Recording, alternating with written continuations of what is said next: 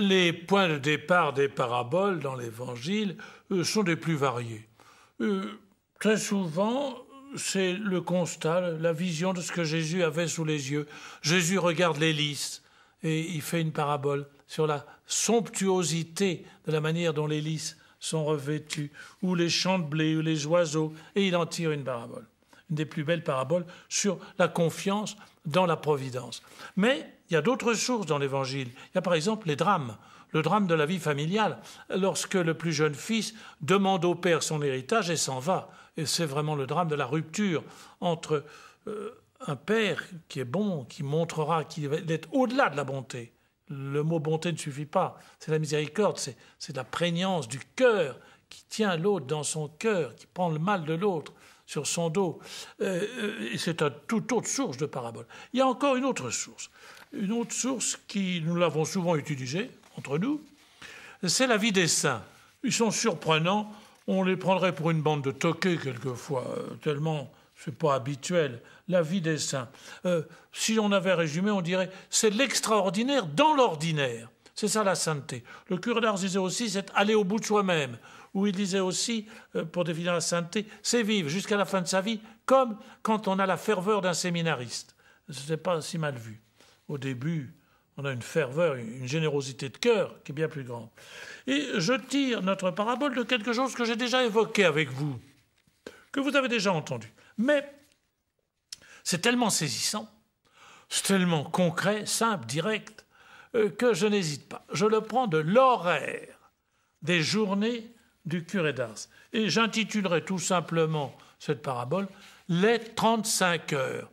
Ça m'est venu récemment, ça.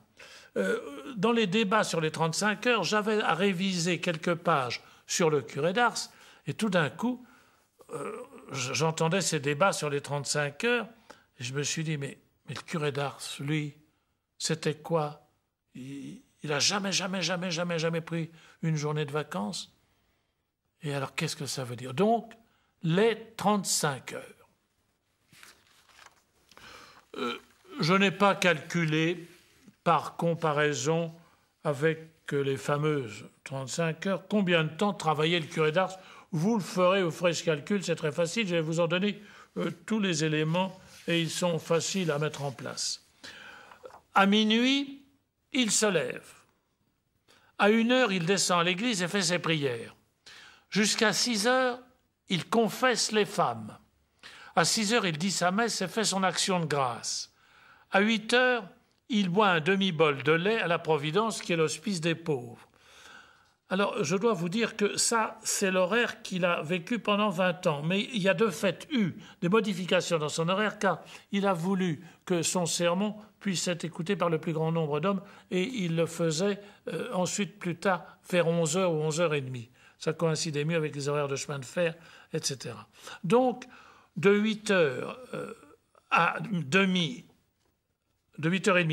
à midi, confession des hommes. De midi à 8h du soir, déjeuner au presbytère, visite des malades, bréviaire, confession pendant 6 heures environ. À 8h, prière publique, puis instruction ou catéchisme. À 10h, il est rentré chez lui et reçoit les visiteurs illustres. 1-2 heures de sommeil. Vous entendez, 1 à 2 heures de sommeil. 20 heures de travail par jour. 15 de confessionnal. Et cela pendant plus de 30 ans. À 19 ans, il avait commencé ses études à Écully. À 29 ans, ordination sacerdotale. C'est une date facile à se rappeler, c'est celle de l'abdication de Napoléon, 1815, le 13 août 1815. À 32 ans, il est nommé curé d'Ars. Il lutte 34 ans avec le diable. Il meurt à 73 ans, le 4 août 1859, c'était le curé d'Ars. Vous savez que depuis le curé d'Ars, plus aucun prêtre qui était responsable de la paroisse d'Ars ne s'est fait appeler le curé d'Ars. Il n'y en a eu qu'un seul. Il était prêtre à Ars, mais il n'y a plus de curé d'Ars après. Et vous vous souvenez de ces quelques phrases que je ne vous avais pas citées déjà. Plus on prie, plus on veut prier. C'est comme un poisson qui nage d'abord à la surface de l'eau, qui plonge ensuite et qui va toujours plus avant. L'âme se plonge, s'abîme, se perd dans les douceurs de la conversation avec Dieu. Comme ces lunettes qui grossissent les objets, le Saint-Esprit nous fait voir le bien et le mal en grand, comme un horloger. Avec ses lunettes distingue les plus petits rouages d'une montre. Avec les lumières du Saint-Esprit, nous détaillons tous les détails de notre pauvre vie. Alors les moindres imperfections, l'Esprit Saint nous conduit comme une mère. Comme une mère conduit son enfant de 2 ans par la main. Comme une personne qui y voit conduit un aveugle. Et puis cette phrase, il n'a pas regretté de l'avoir dite, mais il s'en est souvenu. Accordez-moi la conversion de ma paroisse. Je consens à souffrir ce que vous voudrez tout le temps de ma vie. Il a dit ça en arrivant à Ars. 20 ans après, il disait « Si j'avais su, en arrivant à Ars, tout ce que je devais y souffrir, je serais mort sur le coup. » Vous avez prié? Vous avez pleuré? Il s'adressait à un prêtre ami. Vous avez gémi? Vous avez soupiré? Mais avez-vous jeûné? Avez-vous veillé? Avez-vous couché sur la dure? Tant que vous n'en serez pas venu là, ne croyez pas avoir tout fait. Il disait ça à un curé, ami, qui se plaignait de ne pas pouvoir changer le cœur de ses paroissiens.